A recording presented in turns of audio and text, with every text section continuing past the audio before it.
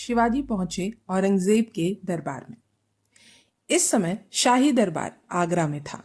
इस शहर के आसपास का इलाका बहुत अच्छी तरह से जोता बोया और खाद पानी वाला था, जो भारत का सबसे अच्छा और सभी चीजों से भरपूर था। यहाँ चुनित चीनी का बहुत बड़ा भंडार है। यहाँ पूरे रास्ते में दोनों तरफ पेड़ लगे हुए हैं, जिनमें से सबसे ज्यादा शहतूत के पेड़ हैं।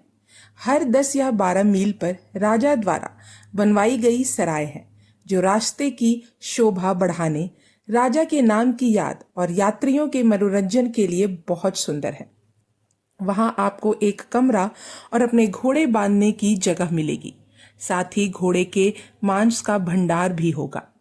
ऐसी चौड़ी छायादार सड़कों से होते हुए हर रात सरकारी गेस्ट हाउस में बिताते हुए, जहां गर्मी के मौसम में भी लोगों को घर के अंदर सोना पड़ता था, चोरों और डर से सूर्यास्त से सूर्योदय तक दरवाजे बंद रहते थे।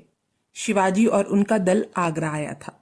यह दिल्ली से भी ज्यादा शानदार शहर था, जो कि मुसलमान सरकार की पारंपरिक सीट थी। यह बहुत बड़े क्षेत्र में फैला हुआ था और अपनी निजी हवेलियों के ज्यादा भव्यता के लिए जाना जाता था। इसे दिल्ली के आखिरी शहर की तरह किसी योजना के अनुसार नहीं बनाया गया था, ना ही इसे नियमित दीवारों से किलाबंद किया गया था। इसलिए अपने बड़े आकार के बावजूद यह एक देहाती शहर जैसा दिखता था, महानगर के बजाय। संकरी गलियों, बैंकरों के ऊंचे पत्थर के घरों और रईसों के महलों के बीच से होकर गुजरती थी, जिनके मेहराबों में आम की छाया वाले आंगन होते थे। हर जगह बगीचे थे, जिनमें सेब के पेड़, संतरे के पेड़, शहतूत के पेड़, आम के पेड़, नारियल के पेड़, अंजीर के पेड़, केले के पेड़ जैसे छोटे छोटे पेड़ थे। ये बाद वाले पेड़ों की कतारों में थे, जैसे कि सिम्प्रस के पेड़। दूसरे चौराहों पर आपके फूल झाड़ियां आदि हैं, जिनमें गुलाब, मैरीगोल्ड देखे जा सकते हैं। फ्रेंच मैरीगोल्ड की भरमार, लाल कार्नेशन और सफेद पोपी और कई तरह के खूबसूरत फूल, जिन्हें हम अपने इलाके में नहीं जानते, कई खूबसूरत पेड़ों पर उगते हैं। बगीचों के लिए ताजगी सुंदर अभिमानी कृत्रिम जल संयंत्र द्वारा प्रदान किए जा रहे थे। अंग्रेज यात्री फ्रेंच ने आगरा के बारे में लिखा, यह इतना विशाल और इतना अधिक आबादी वाला है कि आप मुश्किल से ही सड़कों पर चल सकते हैं। शहर आधे चांद के आकार का है, जो जमीन की ओर लगभग 500 मीटर लंबा और नदी के किनारे पर है, जिसके किनारों पर कुलीन लोगों के कई अच्छे घर हैं।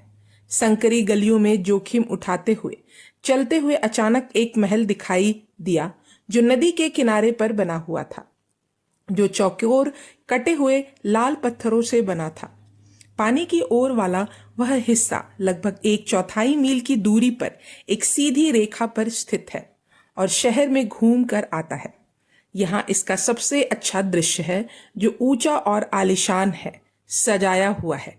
दीवार पर सुंदर पूर्ण किल कारखाने हैं।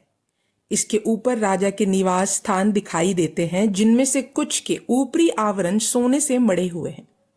मी फिंच का मानना है कि यह किला पूर्व में सबसे सुंदर और सराहनीय महलों में से एक है, जिसकी परिधि लगभग 3 या 4 मील है, जो एक सुंदर दीवार से घिरा हुआ है, जिसके चारों ओर एक बड़ी खाई बनी हुई है, जिसके ऊपर पुल बने हुए हैं। कुछ दरबारियों के पास आगरा में अपने महल थे, जबकि अन्य दरबार के आने पर अपने मित्रों या धनी व्यापारियों के यहाँ ठहरते थे। पश्चिमी अर्थों में कोई वंशानुगत अभिजात वर्ग नहीं था, सिवाय सामंती राजकुमारों के, जो अपने प्रभुत्व के लिए श्रद्धांजलि देते थे और सम्राट के अधीन पद धारण करते थे। दरबार के अन्य सदस्य अधिकतर अधिकारी थे, जिनकी प्रतिष्ठा सम्राट के अस्थायी अनुग्रह के कारण थी, और ऐसा अनुग्रह शायद ही कभी एक शासन काल से अधिक समय तक चलता था। बेशक शाही परिवार से विवाह द्वारा संबंधित कुछ परिवार थे जो बहुत प्रभाव रखते थे, लेकिन इस तरह के बहुत करीबी रिश्ते में कुछ खतरा था। एहतियात के तौर पर किसी को दूर के प्रांत में या यहाँ की जेल में भी भेजा जा सकता था। दरबार का माहौल भाग्यवादी और सनकी था।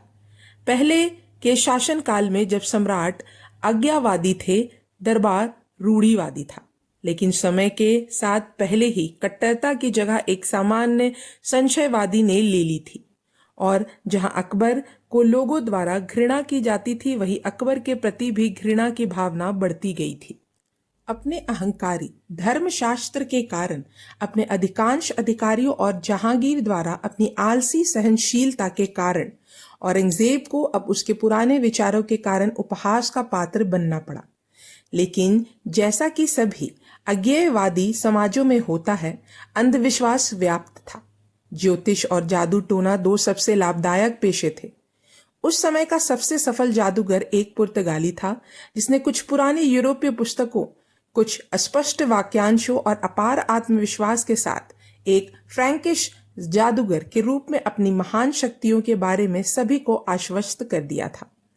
शाहजहां के शासनकाल के दौरान शहर की समृद्धि का श्रेय डच और आर्मेनिया व्यापारियों के बड़े कारखानों को जाता है, जो चौड़े कपड़े, चश्मा, सोने और चांदी, लेस और लोहे के बर्तन का व्यापार करते थे। डच लोग अधिकारियों के साथ अपने संबंधों में विशेष रूप से कुशल थे, और यहाँ उपयोगी था दरबार के पास हमेशा ऐसे गोपनीय व्यक्ति हों जो किसी भी गवर्नर या अन्य अधिकारी के खिलाफ शिकायत दर्ज कराने के लिए तैयार हो, जिसने डच प्रतिष्ठानों में से किसी के साथ अन्याय किया हो। उनके पूर्व प्रतिद्वंदी अंग्रेजों ने दिवंगत सम्राट के शासनकाल के दौरान अपनी फैक्ट्री बंद कर दी थी, शायद बढ़ती अराजकता के कारण।